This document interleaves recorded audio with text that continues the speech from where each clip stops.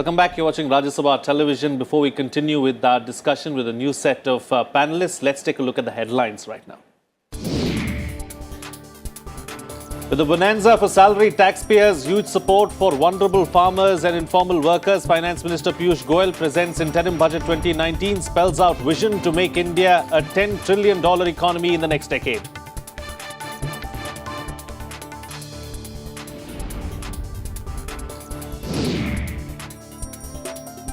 Finance Minister announces Pradhan Mantri Kisan Samman Nidhi scheme, 12.56 crore farmers with less than 2 hectares to get 6,000 rupees per year. Direct cash transfers to be done in 3 installments, the first one to be transferred by March 2019.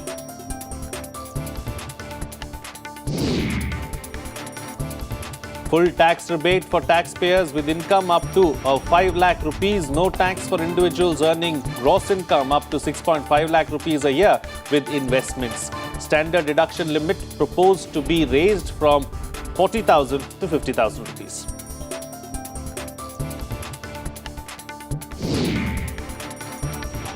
Pension scheme announced for the unorganized sector workers with monthly income up to 15,000 rupees. Beneficiaries assured a monthly pension of 3,000 rupees after they retire on reaching the age of 60.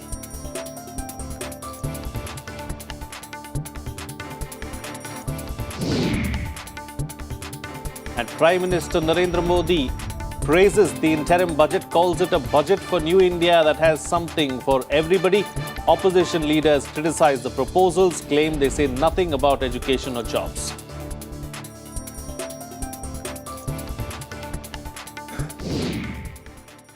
All right, then we'll continue our discussion on Vision 2030. Sonia, let's introduce our panelists as well. At this point in time, we are joined by Aman Agarwal, Director and Professor, Indian Institute of Finance.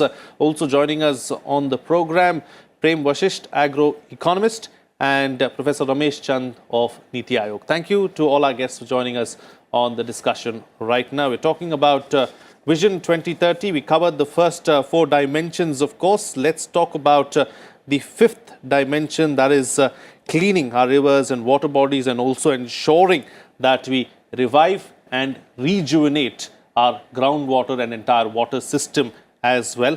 Professor Chand, I'd like to begin this segment with you. You know, it was a Niti Aayog report a few months ago that spoke about how dire the situation is as far as water is concerned and how it is a resource that we really need to be careful about going forward. Yeah.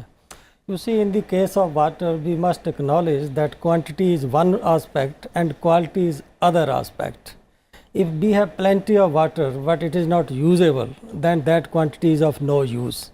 I think the vision referred to that we need to have more water, we need to conserve our water, we need to revitalize, revive water bodies, all those things. At the same time, we need to pay equal attention to quality aspect. You know, you might have heard that in India, despite better nutrition, our stunted children, underweight children percent is higher than even country like Bangladesh, Nepal, where food intake is not as good as in case of India. The reason that is identified by experts is that we are not so good in terms of hygiene, in terms of sanitary issue, and particularly in terms of clean water. If clean water is not there, all sort of infection, they go through water and food, then you find that the nutrition goes waste. So I feel that cleaning our river, cleaning our water is not only a religious issue or a cultural issue, it is equally important economic issue, health issue, and environmental issue. Certainly. So, Mr. Vashisht, you know, several efforts, Sonia, have been made really to try and rejuvenate, try and clean our rivers. You know, several thousand rupees have been spent really to try and get this done. You know, we've seen some positive results, but do you believe that these results are as desired or much more could have been done? Well, obviously, much more could have been done because see, the worst scenario that you find in India is the sewer water flowing into rivers, and you need to clean that water before it is discharged into rivers.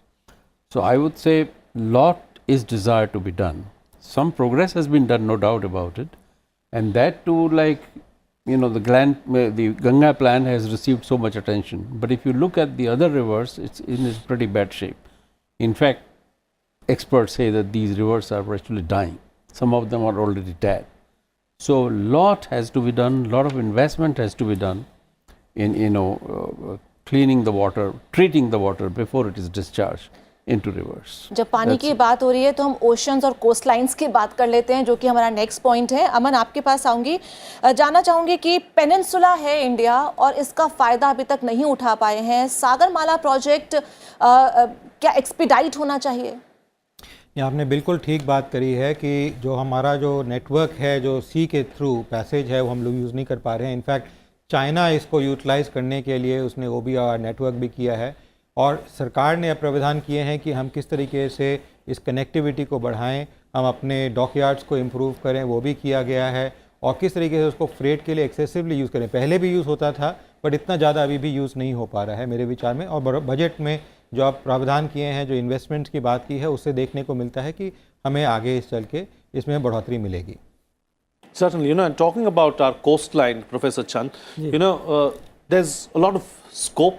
There's, much to be done there as far. So, what is the plan really as far as India's coastline and is concerned? I feel coastline is important because of two important reasons. One is from trade point of view.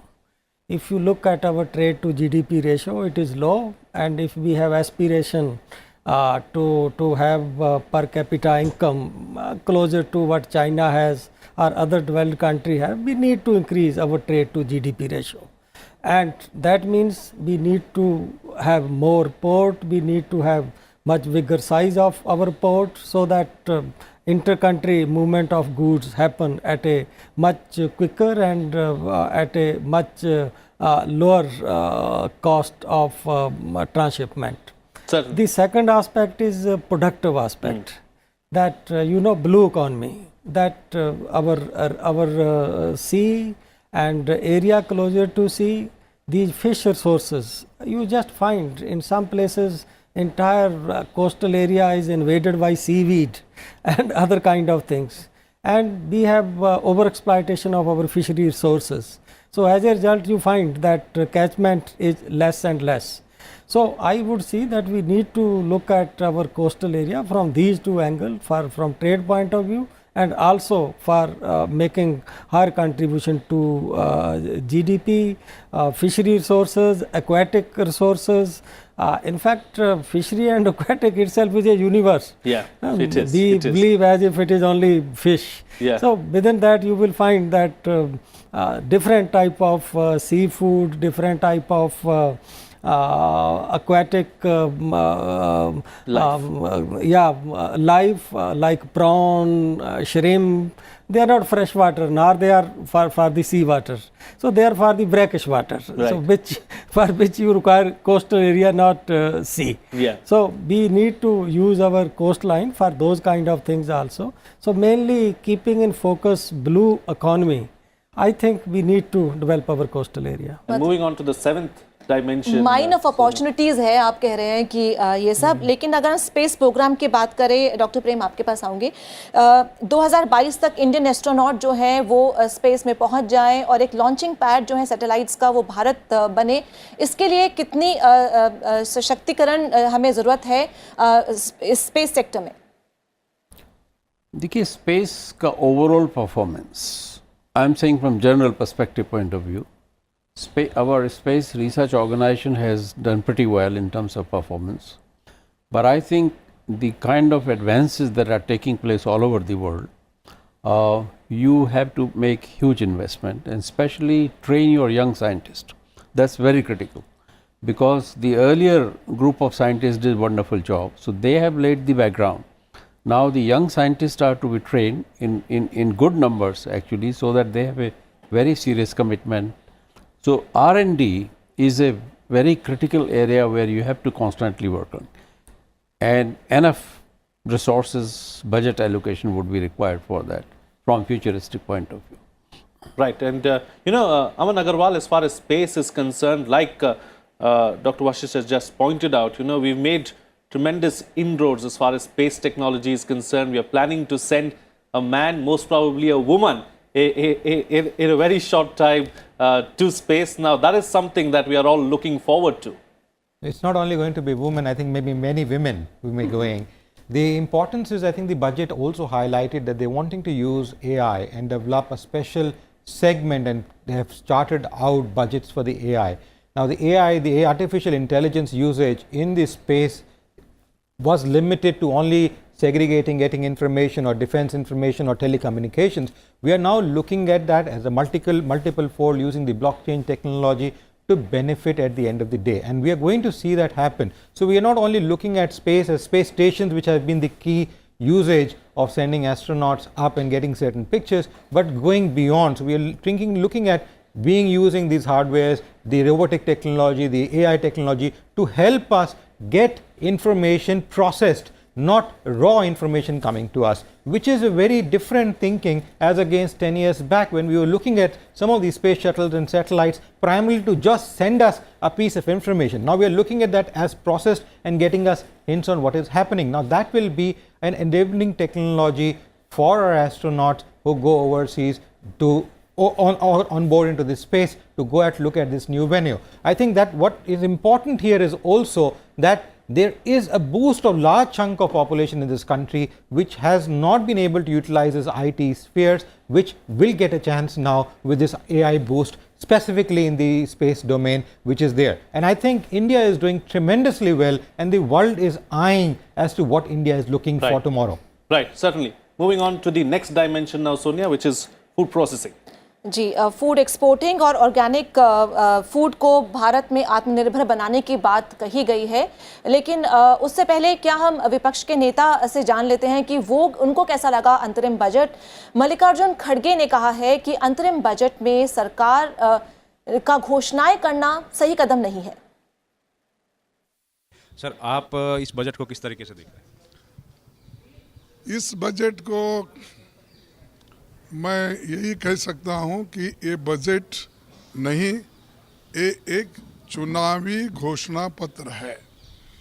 चुनाव को मद्देनज़र में रखते हुए जो चीज़ें वो बाहर कहने जा रहे थे या अपने इलेक्शन मैनिफेस्टो में बताने जा रहे थे, वो सारी चीज़ें यहाँ सदन में उन्होंने बजट के नाम पर बताया है।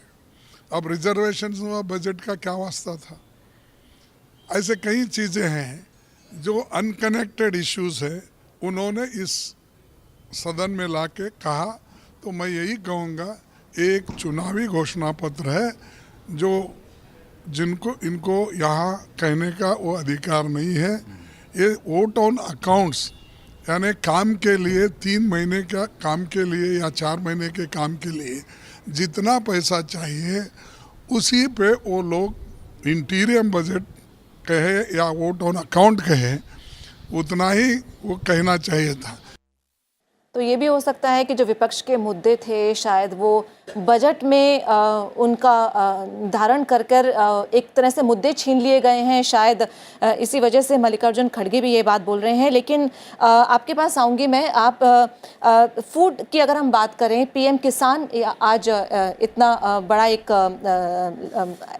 अनाउंसमेंट हुआ, बिग फार्म अनाउंसमेंट हुआ, पैकेज हुआ, तो इसकी बात मल्लिकार्जुन खड़गे कर रहे थे। वो अब बात करने के लिए ऐसा है कि इसके दोनों साइड हैं। अब जैसे चाहे ये इंटीरियम बजट है, लेकिन उसमें विज़न की बात की गई है अगले 10 साल की, तो एक उसको देखने का ये भी नज़रिया है कि हमारा लॉन्ग टर्म इश्यूज़ इतने इम्पॉर्टेंट हैं कि हम उनको नज़रअंदाज नहीं कर सकते। ये एक पॉजिटिव तरीका है। अब दूसरा क्रिटिसिज्म के लिए ये ठीक है कि आप 3 महीने का बजट प्रेजेंट कर रहे हो और उसमें अगले 10 साल की बातें कर रहे हो।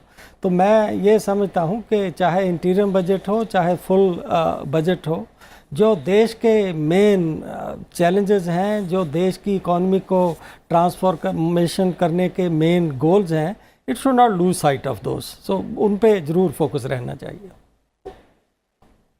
Right. So very quickly, Closing comments from all our guests as far as this segment is concerned, and then you continue with the a different set of anchors to talk about agriculture and what the what the agri sector got in this particular budget. On the eighth dimension, that's where we were, Dr. Vashisht, food and ensuring that India is self-sufficient as far as food is concerned, and also exporting to the world. Good. Joe, the self-sufficiency concept basically refers to the cereals, that we have enough, rice and wheat, enough stock, and we don't have to worry about it. But if you interpret food in a larger sense, the nutrition aspect, we are way behind, both in terms of production and distribution. That's a very critical issue. Now, when you come to production aspect, normally we refer to horticulture products, fruits and vegetables, but there are tremendous problems in there. I wouldn't go into the production as much. My major concern would be that having produced so much horticulture and product, most of it is perishable, how much it really gets marketed from the point of view of the farmer's benefit.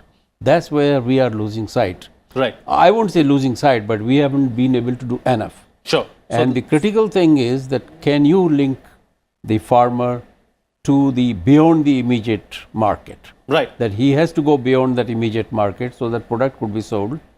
Or the institutional development is also equally important, like farmers producer organization or something like this, so that they can really benefit. Aman Agarwal, that's a critical issue. A comment on the ninth dimension, which is a healthy India. Yes, I think it's an important, the budget is not only a vision document, but a path-breaking document, specifically from the perspective that there is no constitution restriction and there is no mention of the word interim there. As I said in the morning in the program here, it is going to be a full budget, but with an implementation for a quarter or an implementation in the interim phase. And that's important because the world is looking at it, the India is looking at it, and there is no budget which can be made for a month, 2 months and 3 months, keeping in abeyance every development in the country which is to take place. So it's a myth which is being created that it has to be only for 2 or 3 months or 4 months. It's only a question of implementation, operations when it comes to. So this government has a time for operations. The next government comes in and then they tweak it up as to what.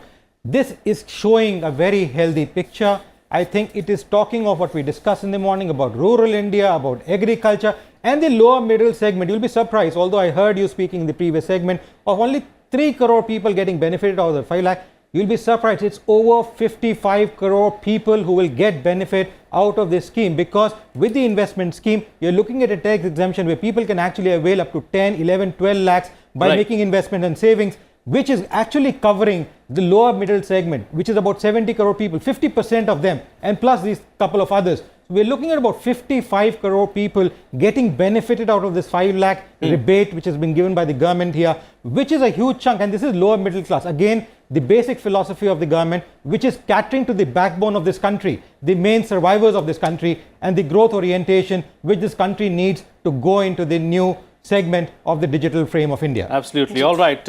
Aman Agarwal and the other panelists as well, thank you for joining us on the program. Do stay on. Of course, Kriti Mishra and Kavindra Sachan will take over from Sonia and me. And as far as the 10th dimension is concerned, minimum government, maximum governance, that is something that we all know about, and the government has stressed this right from day one when it came to power in 2014. So we're not going to stress on that. From Sonia and me, that's it for now. We'll join you later on, but do stay tuned. Our continuous coverage will continue on the other side.